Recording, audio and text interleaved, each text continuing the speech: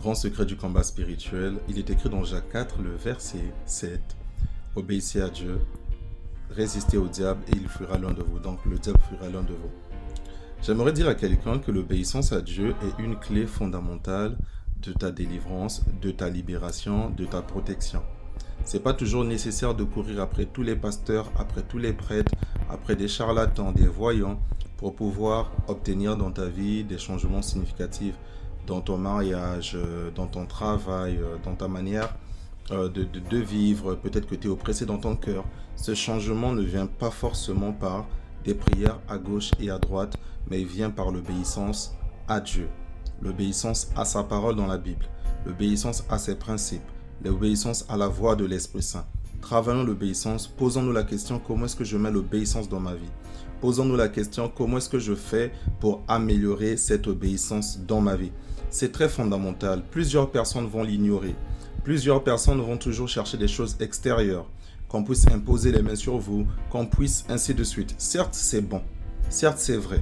On sait que même quand on lit la Bible, il y a ce pouvoir-là que quelqu'un, s'il a l'onction de Dieu, s'il a été consacré par Dieu, il a la foi, vous avez la foi, cette personne peut vous guérir.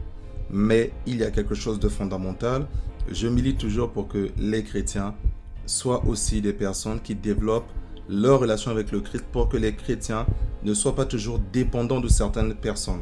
Il y a des gens en fait qui ne peuvent pas vivre sans certains prêtres, qui ne peuvent pas vivre sans certains pasteurs. La nuit, le matin, en fait, ils sont accros. Et en fait, si ce pasteur mourait par exemple, cette personne ou ce prêtre mourait, cette personne sera déboussolée.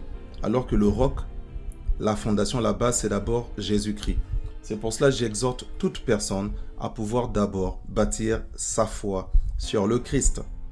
Voir d'abord le Christ, obéir d'abord à la parole de Dieu, obéir d'abord à la volonté de Dieu.